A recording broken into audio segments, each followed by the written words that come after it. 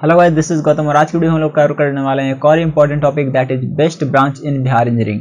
सो इससे पहले अगर चैनल पर और भी कोई वीडियो देख रखा है तो आपको पता होगा कि मैं यहाँ पे बिहार इंजीनियरिंग से रिलेटेड वीडियोज अपलोड करता हूँ और जितने भी स्टूडेंट्स हैं उनकी डाउट सॉल्व करने की कोशिश करता हूँ, चाहे वो उनके एडमिशन प्रोसेस के रिगार्डिंग हो या फिर कॉलेज के रिगार्डिंग या फिर कोई और डाउट अगर बिहार इंजीनियरिंग से रिलेटेड उनके पास है तो। यस ऑफ कोर्स, मैं भी बिहार इंजीनियरिंग के ही एक कॉलेज का स्टूडेंट हूँ, तो अब तक इन कॉलेज के बारे में जितना एक्सपीरियंस गेन किया प्लस कुछ चीज़ों के बारे में एक्स्ट्रा रिसर्च करके आप लोगों के साथ शेयर करता हूं, ताकि अगर आप लोग इन कॉलेज में एडमिशन लेने की सोच रहे हैं तो आप खुद के लिए एक बेहतर कॉलेज और एक बेहतर ब्रांच सिलेक्ट कर सकें। So in this particular video we are going to talk about what would be the best branch in Bihar engineering for you. तो सबसे पहली बात तो ये कि कोई भी ब्रांच खराब नहीं होता और ना ही कोई ब्रांच 100% बेस्ट होता है।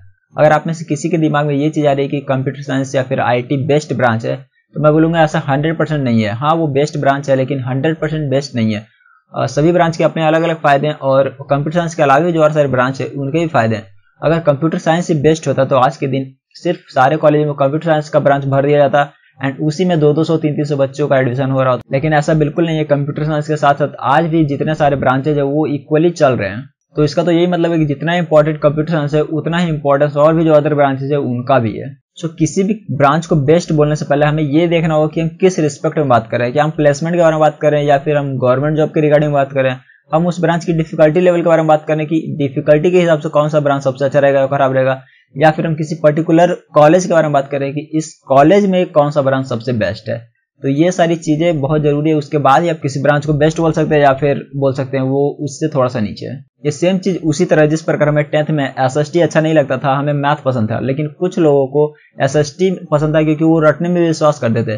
तो अगर हम उनसे पूछे तो उनके लिए तो SST का हिस्ट्री और ज्योग्राफी बेस्ट होगा, लेकिन अगर हमसे पूछे तो हमारे लिए मैथमेटिक्स बेस्ट है। तो मैं यही समझाने की कोशिश कर रहा हूँ कि सारे ब्रांच और सारे सब्जेक्ट के अपने अलग अलग फायदे हैं। हम किसी को एक दूसरे के साथ ये नहीं बोल सकते कि वो ही बेस्ट है और वो खराब है। इसी का एक और बेटर एग्जांपल है आपका 12th बोर्ड। जब 11th में एडमिशन स्टार्ट होता है तो कुछ स्टूडेंट जिन्हें फिजिक्स केमिस्ट्री मैथमेटिक्स पसंद नहीं होता है तो वो साइंस की जगह कॉमर्स या आर्ट्स में जाना चाहते हैं, और मान लो उन्हीं में से कॉमर्स का बंदा आगे जाके CA की जॉब करता है जिसकी सैलरी इंजीनियर से ज्यादा है और वो इंजीनियर 12th में साइंस स्ट्रीम लिया था। तो इसका तो ये मतलब हुआ कि कॉमर्स यहाँ पे ज्यादा अच्छा स्ट्रीम हो गया साइंस से। तो अगर कॉमर्स वाले बंदे से ये पूछोगे जिसने जो कि एक अच्छे पोस्ट पे, तो वो बोलेगा ऑफ कोर्स उसके लिए कॉमर्स ज्यादा अच्छा ब्रांच है एज कम्पेयर टू उसके दोस्त ने जिसने साइंस लिया बट वो आगे जाके कुछ नहीं कर पाया। तो सेम थिंग इंजीनियरिंग में भी है। यहाँ भी जितने सारे ब्रांच है सभी के अपने अलग अलग फायदे हैं। ये आप पे डिपेंड करता है कि आप किसी ब्रांच को किस रिस्पेक्ट में जज कर रहे हैं। क्या आप उसमें ये देख रहे हैं कि उसमें गवर्नमेंट जॉब की अपॉर्चुनिटी कितनी है, या फिर आप देख रहे हैं उसमें कैंपस से डायरेक्ट प्लेसमेंट की अपॉर्चुनिटी कितनी है। तो ये आप पे डिपेंड करता है कि आपका जो मेन मोटिव है वो क्या है। तो यहाँ पे हमने कुछ 3-4 पॉइंट्स बनाए जिसके बेसिस पे हम लोग देखेंगे कि आपके लिए कौन सा ब्रांच बेस्ट रहेगा। तो इसमें जो पहला पॉइंट है वो है योर चॉइस, मतलब आपका इंटरेस्ट किस ब्रांच में, आप एक्चुअली में किस में जाना चाहते हैं, मतलब आपको उसके बारे में थोड़ा बहुत नॉलेज है एंड आप उसमें आगे प्रोसीड करना चाहते हैं, वो कौन सा ब्रांच है। दूसरा फी, हम फी के हिसाब से देखेंगे कि कौन सा ब्रांच ज्यादा महंगा है, मतलब किसमें ज्यादा फी लग सकता है, किसमें कम फी लगेगा। तो इस हिसाब से फिर हम सारे ब्रांच को अरेंज करेंगे कि अच्छा ये फीस का ज्यादा है तो ये ऊपर रहेगा ये नीचे रहेगा ऐसे। थर्ड थिंग है वो है प्लेसमेंट, मतलब कैंपस से डायरेक्ट प्लेसमेंट किस ब्रांच का सबसे ज्यादा हो रहा है, किस ब्रांच का कम हो रहा है और किसका नहीं हो रहा है, बिल्कुल नहीं हो रहा है। एंड जो फोर्थ पॉइंट है वो है गवर्नमेंट जॉब, मतलब गवर्नमेंट सेक्टर में किस ब्रांच में सबसे ज्यादा जो जॉब की अपॉर्चुनिटीज अवेलेबल है। एंड गवर्नमेंट जॉब वाले पॉइंट्स के अंदर हम लोग 2-3 अलग अलग जॉब के कैटेगरी के बारे में डिस्कशन करेंगे। सो हम इन चारों पॉइंट्स को एक एक करके डिटेल में समझने की कोशिश करते हैं। तो सबसे पहला पॉइंट है वो है योर चॉइस, मतलब आपका इंटरेस्ट किस ब्रांच में है। तो सबसे पहली चीज तो यही है कि अगर किसी ब्रांच में इंटरेस्टेड हो तो मैं सजेस्ट करूंगा कि उसी ब्रांच में एडमिशन लो, भले ही तुम्हें रैंक 1 का कॉलेज ना मिले। जी, मेरे कहने का मतलब यही है कि अगर आपको रैंक 1 के कॉलेज में मैकेनिकल ब्रांच मिल रहा है एंड उसके नीचे वाले कॉलेज में आपको कंप्यूटर साइंस या फिर इलेक्ट्रिकल मिल रहा है, जो कि अगर मान लो कि आपका फेवरेट है, तो यहाँ पे आपके फेवरेट ब्रांच वाले कॉलेज के साथ ही जाना ज्यादा बेहतर होगा compare to the toppest college जहाँ पे आपको आपका फेवरेट ब्रांच नहीं मिल पा रहा है। क्योंकि दो कॉलेजों के बीच में बहुत ज्यादा डिफरेंस नहीं होता, लेकिन दो ब्रांच के बीच में काफी ज्यादा डिफरेंस होता है। तो यहाँ पे ब्रांच को प्रायोरिटी देना ज्यादा सही रहेगा। और अगर आप में से किन्हीं को लग रहा हो ये पहली वाली जो पॉइंट है योर चॉइस, की आपके लिए कोई चॉइस नहीं है, आपको पता नहीं चल पा रहा है कि आपके लिए कौन सा ब्रांच सही रहेगा, आपका किसी ब्रांच में इंटरेस्ट नहीं है, आप बिल्कुल ऐसा नहीं है कि अगर किसी भी कॉलेज में कोई ब्रांच मिले तो वो ले लेंगे। तो मैं यहाँ पे सभी ब्रांचों के बारे में आपके लिए कुछ चीजें बताता हूँ, उनकी कुछ बेसिक्स चीजें, उस ब्रांच में आगे क्या क्या पढ़ना है। तो उसके बाद शायद आपको किसी ब्रांच के प्रति थोड़ा सा झुकाव हो जाए। ये थोड़ा सा बेसिक है, इसके आगे बहुत सारी चीजें होती है सभी ब्रांच में। ऑफकोर्स एक वीडियो में वो कवर करना पॉसिबल नहीं है, लेकिन जो भी थोड़ा सा बेसिक पोर्शन मैं कवर कर सकता था वो मैंने किया है। तो सबसे पहले आपके 12 से स्टार्ट करते हैं। यहाँ पे 12 से मेरा मतलब 11 12 दोनों है, यानी इंटरमीडिएट से, क्योंकि रिसेंटली आपने 12th अपना बोर्ड कंप्लीट किया, तो अगर उसके बारे में उससे रिलेट करके अगर बताऊँ तो आप शायद उसे कनेक्ट कर पाएंगे खुद से बेहतर। तो इंटरमीडिएट का बहुत ही इंपॉर्टेंट सब्जेक्ट है वो है फिजिक्स। तो फिजिक्स में आपको जो मैकेनिक्स वाला पार्ट है, यानी फ्लूइड हो गया, रोटेशन, काइनेमेटिक्स ऑफ बॉडी, इन सारे चैप्टर्स में अगर आपको मजा आता है, यानी आप उसमें, आई एम नॉट सेइंग कि आप उसमें 100% बेस्ट हो, अगर उन सारे पेपर्स को पढ़ने में आपको अच्छा लगता है, वो सारे चैप्टर आपके फेवरेट में से एक हैं, तो आपके लिए मैकेनिकल ब्रांच में भी इंटरेस्ट आपको आ सकता है, क्योंकि आगे जो मैकेनिकल का बेसिक है वो यही है। एक और इम्पॉर्टेंट चीज़ कि अगर आप लोग मैकेनिकल लेना चाहते हैं बट ये वाला पोर्शन अगर आपको फिजिक्स में लगता है कि थोड़ा सा वीक है, तो ऐसा बिल्कुल नहीं है कि आपको इंजीनियरिंग में बहुत ज़्यादा दिक्कत आने वाली है, क्योंकि जो फर्स्ट ईयर होता है, फर्स्ट ईयर के यानी दोनों सेमेस्टर में मैक्सिमम जो पेपर होते हैं वो सारे आपके 11 12 के रहेंगे। बहुत कम ही न्यू पेपर इंट्रोड्यूस किए जाते हैं वहाँ पे, यानी आपका जो पूरा 11 12 है उसी का रिवीजन वहाँ पे बहुत ज़्यादा चलता है। तो वहाँ पे फिर से आपको 1 साल का टाइम मिलता है, तो वहाँ पे आप लोग आसानी से अपना जो पुराना कोई अगर वीक वैसा लगता है, कोई चैप्टर वीक है या फिर कोई सब्जेक्ट थोड़ा सा वीक रह गया है, तो उसे कवर करने के लिए बहुत ज़्यादा टाइम मिलता है। एंड जो टीचर भी है वो भी काफ़ी ज़्यादा वहाँ पे सपोर्ट करेंगे, क्योंकि उन्हें भी पता है कि अगले 4 साल तक इन्हें यही पेपर पढ़ना है, तो क्यों ना उनका बेस ही जो है उसे मजबूत किया जाए। और यही जो हमारी 12th वाली फिजिक्स है, यानी इलेक्ट्रोस्टैटिक, EMF या फिर मॉडर्न फिजिक्स, तो अगर इन सारे जो चैप्टर्स हैं उनमें तुम्हारा इंटरेस्ट है, तो फिर इलेक्ट्रिकल में भी तुम्हारा इंटरेस्ट काफ़ी ज़्यादा हो सकता है, क्योंकि इलेक्ट्रिकल का जिस प्रकार मैकेनिकल का बेस 11th वाली फिजिक्स है, तो इलेक्ट्रिकल में 12th वाली फिजिक्स का काफ़ी ज़्यादा इंपॉर्टेंट रोल है। और सेम चीज़ मैं यहाँ पे फिर से दोहराना चाहूँगा कि अगर ये पोर्शन तुम्हारा वीक है लेकिन फिर भी तुम इलेक्ट्रिकल ही लेना चाहते हो, तो जब जाओ तभी सवेरा 11th 12th पढ़ने के लिए तुम्हारा पूरा फर्स्ट ईयर वहाँ पे काफ़ी ज़्यादा टाइम है।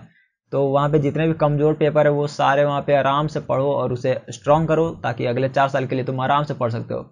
तो अगर 11th 12th को लेके वहाँ पे बिल्कुल नहीं परेशान होना कि 11th में मेरा 11th 12th अगर खराब था तो इंजीनियरिंग में उसका बहुत ज़्यादा इंपैक्ट पड़ेगा। और अगर यहाँ पे हम लोग कंप्यूटर साइंस की बात करें तो उसका जो बेस है वो मैथमेटिक्स को माना जाता है, एंड इसके साथ प्रोग्रामिंग या फिर कोडिंग जो बोल लो वो इसका मेन बेस है। तो 12th में CBSE या फिर ICSE जो बोर्ड के जो बच्चे रहते हैं, तो उनमें से कुछ लोग वैसे होते हैं जो पहले से ही प्रोग्रामिंग या कोडिंग के बारे में कुछ जानते हैं, वो 12th में एक पेपर उनका प्रोग्रामिंग ले सकते हैं। लेकिन अगर आप BSc बोर्ड से हैं तो बहुत ज़्यादा चांस तो नहीं है कि आपका प्रोग्रामिंग बैकग्राउंड होगा, तो इसके लिए भी कोई घबराने की चीज़ नहीं है। वहाँ पे जितने स्टूडेंट आते हैं तो सारे न्यू ही रहते हैं, एंड सभी के लिए प्रोग्रामिंग या कोडिंग जो है वो न्यू पेपर रहता है, लेकिन बहुत जल्दी आप इसे सीख सकते हैं, बहुत ज़्यादा इंटरेस्ट इसमें आता है, क्योंकि अक्सर जो नए पेपर हमारे जो इंट्रोड्यूस होते हैं तो उसको पढ़ने में हमेशा ज़्यादा मज़ा आता है। तो ये एक चीज़ है, आप लोग इसे बहुत जल्दी सीख सकते हैं। इतना इंटरेस्टेड पेपर है ये प्रोग्रामिंग की। कंप्यूटर साइंस तो छोड़ो, इलेक्ट्रिकल, मैकेनिकल और यहाँ तक कि सिविल के भी जो बंदे हैं तो वो भी सभी कोई ना कोई एक प्रोग्रामिंग लैंग्वेज सीख चुके होते हैं। तो हमने यहाँ पे मैकेनिकल, इलेक्ट्रिकल और कंप्यूटर साइंस की बात की, और अगर सिविल इंजीनियरिंग की बात करें तो उसमें थ्योरेटिकल जो पेपर है वो थोड़ा सा ज़्यादा है कंपेयर टू अदर ब्रांचेज। और सिविल इंजीनियरिंग के अपने अलग फायदे हैं जो कि हम आगे जॉब वाले सेक्शन में भी देखेंगे। और यहाँ पे एक और चीज़ ऐड करना चाहूँगा कि जो इलेक्ट्रिकल ब्रांच है, तो इलेक्ट्रिकल और जो ट्रिपल डिपार्टमेंट है, कुछ कॉलेजों में इलेक्ट्रिकल एंड कुछ में ट्रिपल है, तो इन दोनों में बहुत ज़्यादा डिफरेंस नहीं है, लगभग सेम ही माने जाते हैं। इसीलिए कि जिन कॉलेज में ट्रिपल ही होते हैं वहाँ पे सिर्फ इलेक्ट्रिकल आपको नहीं मिलेगा, एंड जिसमें सिर्फ इलेक्ट्रिकल है तो वहाँ पे ट्रिपल ही आपको नहीं मिलेगा। जो हमारा सेकंड पॉइंट था वो था फी, यानी फी के हिसाब से कौन सा ब्रांच बेस्ट रहेगा। तो बिहार इंजीनियरिंग की अगर बात करें तो यहाँ पे फी के रिगार्डिंग तो उतना ज़्यादा इशू है नहीं, और ब्रांच वाइज तो बिल्कुल वैरी नहीं करता है, लगभग सभी ब्रांचों में फी सेम ही एंड वो काफ़ी कम है, तो फी के लिए उतना ज़्यादा प्रॉब्लम नहीं है। और अगर कुछ स्टूडेंट कंप्यूटर साइंस लेने वाले हैं एंड उनको लगता है कि एडमिशन होते ही फिर लैपटॉप वगैरह लेना भी पड़ता है, तो या ऑफ कोर्स आप लोग ले सकते हैं अगर फर्स्ट सेमेस्टर में अफोर्ड करते हैं तो। और अगर नहीं भी ले पाते तो कॉलेज का जो कंप्यूटर लैब है वहाँ पे इनफ सेटअप अवेलेबल होते हैं जहाँ पे आप लोग प्रैक्टिस कर सकते हैं आराम से। और उसके बाद अगर सेकंड या फिर थर्ड सेमेस्टर में आपका स्टूडेंट क्रेडिट कार्ड बन जाए तो फिर आप वहाँ पे आराम से कोई भी अच्छा लैपटॉप खरीद सकते हैं। जो तीसरी पॉइंट है वो है प्लेसमेंट। तो आप में से बहुत ज़्यादा लोगों ने अंदाजा लगा लिया हो कि यहाँ पे कौन सा ब्रांच सबसे अच्छा रहने वाला है, लेकिन उसके साथ ही जो अदर ब्रांचेज है उनकी रैंकिंग देखेंगे कि प्लेसमेंट के अनुसार उनका कैसा रैंक है।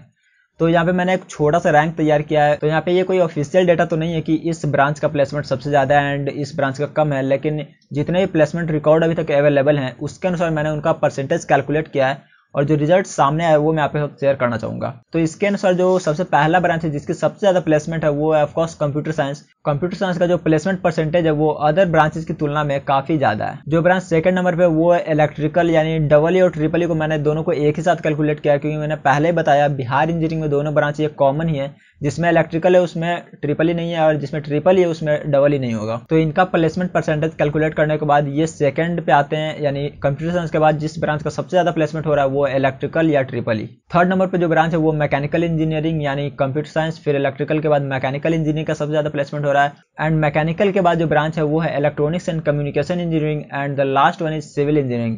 यानी प्लेसमेंट के मामले में सिविल का जो परसेंटेज है वो थोड़ा सा कम है अदर ब्रांचेस की तुलना में। बट यहाँ पे मैं एक और चीज ऐड करना चाहूंगा कि जो इलेक्ट्रॉनिक्स एंड कम्युनिकेशन जिसे मैंने 4th रैंक पर रखा है वो थोड़ा सा और ऊपर हो सकता है, लेकिन इसका एक रीजन है कि वो बहुत कम ही कॉलेज में अवेलेबल है। मैक्सिमम कॉलेजों में यहाँ पे सिर्फ 4 ब्रांच है, वो है mechanical, electrical, computer science and civil engineering.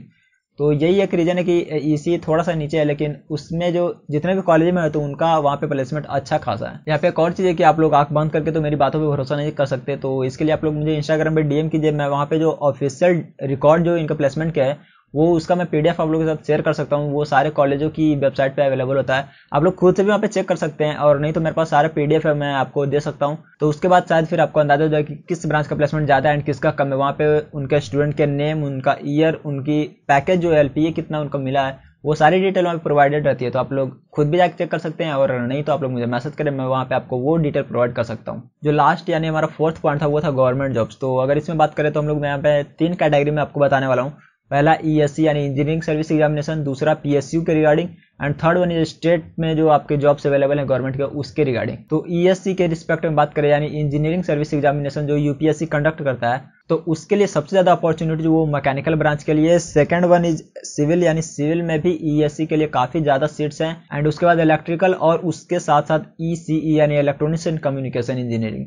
यानी यहाँ पे आप लोग देख पा रहे हो कि कंप्यूटर साइंस का बहुत कम चांस है यहाँ पे गवर्नमेंट जॉब्स वाले सेक्शन में। ऐसा नहीं है कि बिल्कुल नहीं है, वहाँ पे सीटें उनके लिए भी होती है लेकिन काफी ज्यादा कम होती है। यहाँ पे एक और चीज ऐड करना चाहूंगा कि जो मैंने यहाँ पे ब्रांच बताया कि ईएससी में इन सारे ब्रांचों का है, तो इनके बीच में भी कुछ कुछ ब्रांचेज हैं, लेकिन वो ब्रांचेज बिहार इंजीनियरिंग में अवेलेबल नहीं है। तो इसलिए मैंने सिर्फ यही चारों ब्रांच का नाम लिया क्योंकि ये सारे बिहार इंजीनियरिंग में अवेलेबल है। क्योंकि इनके बीच में हो सकता है केमिकल इंजीनियरिंग हो, फिर बायोटेक्नोलॉजी हो, तो उनके लिए भी ईएससी में अच्छी खासी सीट्स हैं, लेकिन वो बिहार इंजीनियरिंग में अवेलेबल नहीं है। तो मैंने इसलिए यहाँ पे कोर ब्रांचेस की बात की कि इन सारे ब्रांचों के लिए क्या अपॉर्चुनिटीज है ईएससी में। नेक्स्ट अगर इसी की सेकंड कैटेगरी की बात करें यानी पीएसयू में जॉब की बात, तो गेट के एग्जाम के बाद जो पीएसयू में जॉब की अपॉर्चुनिटी होती है तो उसमें भी कुछ सेमी सिनेरियो जैसा कि ईएससी में, वहाँ भी मैकेनिकल 1 पे, उसके बाद इलेक्ट्रिकल, सिविल एंड ईसीई। क्योंकि दोनों ईएससी एंड जो गेट का एग्जामिनेशन है उसके बाद पीएसयू में जॉब, तो दोनों नेशनल लेवल के एग्जामिनेशन है, तो इसमें बहुत ज़्यादा डिफरेंस नहीं है। मैकेनिकल में बहुत ज़्यादा सीट्स यहाँ पे होते हैं, फिर इलेक्ट्रिकल, सिविल, ये सारे ब्रांचेस की सीट्स यहाँ पे होती है, और दोनों में ही कंप्यूटर साइंस का सीट्स वो काफ़ी ज़्यादा कम है। एंड इसके बाद अगर इसी में थर्ड सेक्शन की बात करें जो कि स्टेट गवर्नमेंट में जॉब्स की बात, तो यहाँ पे जो सबसे ज़्यादा जिसमें जॉब है वो है इलेक्ट्रिकल डिपार्टमेंट। तो स्टेट में इलेक्ट्रिकल डिपार्टमेंट में बहुत ज़्यादा जॉब्स हैं, एंड उसके बाद मैकेनिकल, फिर सिविल, एंड उसके बाद कहीं जाके ईएससी में होता है, एंड यहाँ भी कंप्यूटर साइंस का बहुत कम ही ऑप्शन अवेलेबल है। सो अब आपके सामने पूरी एक इमेज है, आप खुद डिसाइड कर सकते हैं कि आपके लिए कौन सा ब्रांच सही रहेगा, आपको किस ब्रांच में एडमिशन लेना चाहिए। मैं यहाँ पे सिर्फ आपको यही एक चीज सजेस्ट करना चाहूंगा कि आपका अगर किसी ब्रांच में इंटरेस्ट है तो उसे प्रायोरिटी दे, उसके बाद फिर जॉब और प्लेसमेंट वो बाद में आती है, लेकिन आपका इंटरेस्ट सबसे ज्यादा जरूरी है। क्योंकि 4 साल अगर किसी सब्जेक्ट को या फिर किसी पेपर को पढ़ना है तो उसमें दिलचस्पी होना बहुत ज़्यादा जरूरी है, नहीं तो फिर वो 4 साल आपके लिए मतलब बहुत ज़्यादा बड़ा हो जाएगा। एक और इंपॉर्टेंट चीज़, अगर किसी ब्रांच में एडमिशन लेने की सोच रहे हो तो उसके बारे में थोड़ा सा रिसर्च करो, तो ये सारी चीज़ें जानने की कोशिश करो। किसी ब्रांच में एडमिशन लेने से पहले ये बहुत ज़रूरी है कि आपको पता हो कि आगे क्या पढ़ना है क्या नहीं पढ़ना है, तो उसके अनुसार फिर डिसाइड करना थोड़ा सा और ईजी हो जाएगा। और जो चॉइस फिलिंग स्टार्ट होने वाली है तो उसमें भी काफ़ी ज़्यादा हेल्प मिलेगा, नहीं तो ऐसे फिर फ्लो में कोई ब्रांच चूज कर लोगे फिर आगे जाके आपको पछताना पड़ सकता है। क्योंकि पहले एक ऑप्शन था कि फर्स्ट ईयर के बाद अगर आपको लगता है कि ये ब्रांच मेरे लिए सही नहीं है तो आप फर्स्ट ईयर के बाद चेंज कर सकते थे, वो चेंज करने का ऑप्शन होता था। ऑफकोर्स वो कुछ स्टूडेंट के लिए होता था जो वहाँ पे टॉपर्स रहते थे, या फिर कुछ जो सीटें खाली रह गई है किसी ब्रांच में तो उनमें वो रिप्लेस कर सकते थे कि अगर आप इस ब्रांच से तो इस ब्रांच में जाना चाहते हैं और आपके मार्क्स अच्छे हैं तो आप जा सकते हैं। लेकिन अब वो फैसिलिटी बंद हो गई है, तो मतलब अगर जो यहाँ पे चॉइस फील्ड में चूज होगा, जो आपको मिल गया और आपने एडमिशन ले लिया, तो वो फिर 4 साल आपको पढ़ना है। तो उससे पहले ही क्यों ना कि उस ब्रांच के बारे में थोड़ा जान लिया जाए, उसका सिलेबस क्या है वो देख लिया जाए, तो इन सारी चीज़ों को जानने की कोशिश करो, खोजो, सारी चीज़ें इंटरनेट पे अवेलेबल है, बस वही थोड़ा सा तुम्हारा पोटेंशियल लग रहा है वहाँ पे। और लास्ट में ये बोलना चाहूँगा कि अगर वीडियो इन्फॉर्मेटिव लगाओ तो लाइक कर दो, और अगर नए हो तो चैनल को भी सब्सक्राइब कर दो। मैं यहाँ पे ऐसा कंटेंट प्रोवाइड करते रहता हूँ। और अगर कोई कॉलेज का स्टूडेंट इस वीडियो को देख रहा है तो उसे पता होगा कि अभी सुबह से शाम तक ऑनलाइन क्लासेस चल रही है और उसके बीच में फिर टाइम निकाल के वीडियो बनाना, थोड़ा सा टाइम मैनेजमेंट यहाँ पे करना पड़ता है। बट मैं फिर भी कोशिश करता हूँ कि जितनी जल्दी हो वो आपको कुछ नया कि अच्छा इन्फॉर्मेटिव वीडियो मिल सके। ऐसा ही कुछ भी नहीं बना के अपलोड कर देना है, वैसा भी वीडियो जाए कि थोड़ा सा टाइम लगे लेकिन थोड़ा सा इन्फॉर्मेशन आपको मिले। और अगर आपके साथ ही कोई और स्टूडेंट इन कॉलेज में आने की सोच रहा है तो उसके साथ भी ये वीडियो शेयर करें। And thanks for watching this video. घर पे रहें, सेफ रहें, have a nice day, bye.